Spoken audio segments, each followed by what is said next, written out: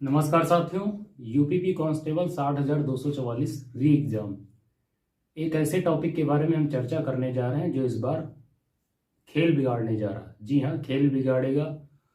और दरअसल हम बात करने जा रहे हैं नॉर्मलाइजेशन के बारे में। आप जानते हैं इस बार जो आपका री एग्ज़ाम है 5 दिन वो संपन्न करवाया जाएगा 5 दिनों में, और हर दिन 2 पाली में एग्ज़ाम कंडक्ट करवाया जाएगा, यानी कि 10 पालियों में आपकी परीक्षा संपन्न कराई जाएगी। तो निश्चित ही इसमें कुछ शिफ्ट्स ऐसी होंगी जिनका लेवल बहुत हार्ड रहेगा, कुछ शिफ्ट्स ऐसी भी आएंगी इनका पेपर का जो लेवल है बहुत इजी भी हो सकता है या मॉडरेट रहेगा। राइट।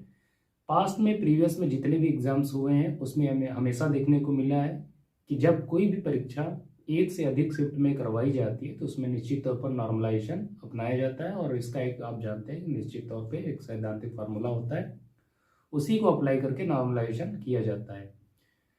2018 की जो भर्ती हुई थी उसमें बहुत सारे बच्चे ऐसे थे कि पहले उनका चयन नहीं हुआ था, लेकिन जब नॉर्मलाइजेशन के बाद जब दूसरी मेरिट लिस्ट जारी की गई थी उसके बाद उनका चयन हो गया था। नॉर्मलाइजेशन के बाद 2018 वाली भर्ती में स्टूडेंट्स के लगभग 25-25, 30-30 मार्क्स भी बढ़े थे। तो नॉर्मलाइजेशन का इतना बड़ा रोल होता है। इस बार चूंकि लगभग क्या बल्कि 10 शिफ्ट में 10 पालियों में आपकी परीक्षा करवाई जाएगी, तो निश्चित तौर पर सबसे बड़ा योगदान, सबसे बड़ा रोल नॉर्मलाइजेशन का होने वाला है। आपकी तैयारी बहुत अच्छी हो सकती है, लेकिन हो सकता है कि नॉर्मलाइजेशन आपके पक्ष में ना रहे, सॉरी या अगर आपकी तैयारी बहुत अच्छी नहीं है लेकिन हो सकता है उसके बावजूद नॉर्मलाइजेशन के कारण आपका चयन हो जाए। कई बार ऐसा देखने को मिला है कि जिन बच्चों ने बहुत अच्छा स्कोर किया है उनका फाइनल मेरिट लिस्ट में नाम नहीं आता है, चयन नहीं होता, लेकिन कुछ स्टूडेंट्स ऐसे भी होते हैं जिनका पेपर बहुत अच्छा नहीं गया होता है, चूंकि उनकी शिफ्ट हार्ड होती है, इसी वजह से चूंकि नॉर्मलाइजेशन उनके पक्ष में होता है, परिणामतः उनको जो बहुत अच्छे मार्क्स के साथ वेटेज मिल जाता है, बढ़त मिल जाती है, और इसका परिणाम होता है कि उनका चयन हो जाता है। तो नॉर्मलाइजेशन की वजह से ये सब होता है। इस बार नॉर्मलाइजेशन को कैसे टैकल करना, कैसे हैंडल करना, ये आप समझ लीजिए। एक टेक्निक आपको बताऊंगा, उसको आप फॉलो कर लीजिएगा, निश्चित ही नॉर्मलाइजेशन हमेशा आपके पक्ष में रहेगा। आपकी शिफ्ट हार्ड है या इजी आ सकती है, मॉडरेट आ सकती है, ये हमारे आपके हाथ में नहीं है। हमारे आपके हाथ में यही है कि अगर आपकी शिफ्ट हार्ड है तो निश्चित तौर पर वो सारे स्टूडेंट्स के लिए हार्ड होगी। राइट। और हमेशा ऐसा देखने को मिला कि जो शिफ्ट हार्ड होती है उसको नॉर्मलाइजेशन का फायदा सबसे ज़्यादा मिलता है। ठीक है। अगर आपकी शिफ्ट लो आती है यानी इजी कैटेगरी का पेपर आता है तो निश्चित तौर पे नॉर्मलाइजेशन का फायदा बहुत कम, या आप कह सकते हैं कि आपको नहीं देखने को मिलेगा, क्योंकि जो इजी क्वेश्चंस होते हैं, इजी पेपर होता है, तो उसको नॉर्मलाइजेशन का फायदा एज सच नहीं देखने को मिलता, या मिलता भी है तो 1 से 1.5-2 नंबर, बस इससे ज़्यादा नहीं। हार्ड शिफ्ट आती है उसमें मैक्सिमम नॉर्मलाइजेशन दिया जाता है। आप ध्यान रखेंगे आपको कैसे इसे टैकल करना है।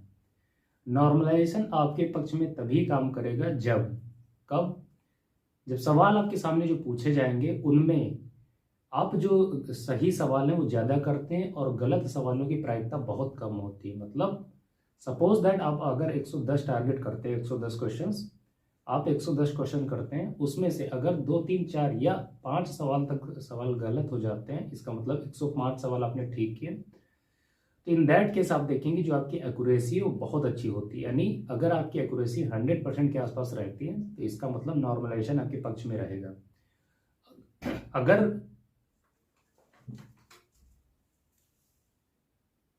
100% एक्यूरेसी का मतलब है कि नॉर्मलाइजेशन हमेशा आपके पक्ष में रहेगा और निश्चित तौर पे उसका फायदा आपको मिलेगा। आप ध्यान रखेंगे 150 सवालों में लगभग 30 सवाल ऐसे होते हैं जो आपको छोड़ने ही छोड़ने होते हैं। जब आपको 30 सवाल ऐसे दिए जा रहे हैं जो आपको छोड़ने ही हैं, तो आप सवाल गलत क्यों करेंगे? जो सवाल नहीं आ रहे हैं उन्हीं को छोड़ दीजिए, लेकिन जितना भी करें आप ठीक ठीक करें। जब आप 100% सही सवाल करेंगे तो नॉर्मलाइजेशन हमेशा आपके पक्ष में रहेगा और 110% आपको उसका बेनिफिट मिलेगा। आप ध्यान रखेंगे एक्यूरेसी आपकी कैसे स्ट्रांग होती है, कैसे 100% बनेगी, वो होती है मॉक टेस्ट से। जब आप मॉक टेस्ट लगाएं तो उसे इस प्रकार से लगाएं कि आप एग्जामिनेशन हॉल में बैठे हैं, उन्हीं सवालों को अटेम्प्ट करें जिस पे आप 100% कॉन्फिडेंट हैं, एक भी सवाल गलत न होने पर ऐसा आपका प्रयास होना चाहिए। जब आप इस प्रकार मॉक टेस्ट लगाएंगे तो निश्चित तौर पर एग्जामिनेशन हॉल में आपकी वही प्रैक्टिस रहेगी और वहाँ भी आप सवाल बहुत कम गलत करेंगे। यानी अगर मान लीजिए आपने 110 सवाल गलत किए तो हो सकता है 2-3 सवाल गलत हो जाए, इससे ज़्यादा गलत नहीं होंगे। तो जब भी आप मॉक टेस्ट लगाएं वेरी रिलीजियसली, ईमानदारी के साथ और सीरियसली मॉक टेस्ट लगाएं। उनको आप एनालाइज करें मॉक टेस्ट लगाने के बाद कि हमारे अगर कोई सवाल गलत हुआ तो क्यों गलत हुआ। हो सकता है किसी सिली मिस्टेक की वजह से गलत हो गया हो, जल्दबाजी में आपने कोई गलत कर दिया, आपने ढंग से कोई क्वेश्चन पढ़ा ना हो, इस वजह से गलत हो गया हो। तो इस प्रकार की मिस्टेक्स हमसे होती रहती हैं। तो जब आप मॉक टेस्ट लगाते हैं तो उससे आपको ये सारे बेनिफिट्स मिलते हैं। आप ध्यान रखेंगे नॉर्मलाइजेशन ही सबसे बड़ा इम्पैक्ट डालेगा इस भर्ती परीक्षा में, क्योंकि 10 पाली में परीक्षा संपन्न करवाई जाएगी। तो निश्चित तौर पर कुछ शिफ्ट हार्ड आएंगी, कुछ शिफ्ट ईजी आएंगी, तो और उनको एक लेवल पे लाने के लिए नॉर्मलाइजेशन किया जाएगा। आपको इस नॉर्मलाइजेशन को अपना फ्रेंड बना के रखना है, हमेशा अपने दिमाग में इसको रख के चलें, इसको इग्नोर मत करें, इसको नज़रअंदाज मत करें। जब आप इस पर ध्यान देंगे, जब इस पर आप काम करेंगे, तभी आप देखेंगे इसको आप विजिट कर पाएंगे। अन्यथा ये आपके लिए बहुत हानिकारक भी हो सकता है, और हो सकता जो है इससे आपको फ़ायदा भी मिले, और हो सकता है अगर आपने इसको लाइटली लिया तो ये आपको नुकसान भी पहुंचा सकता है।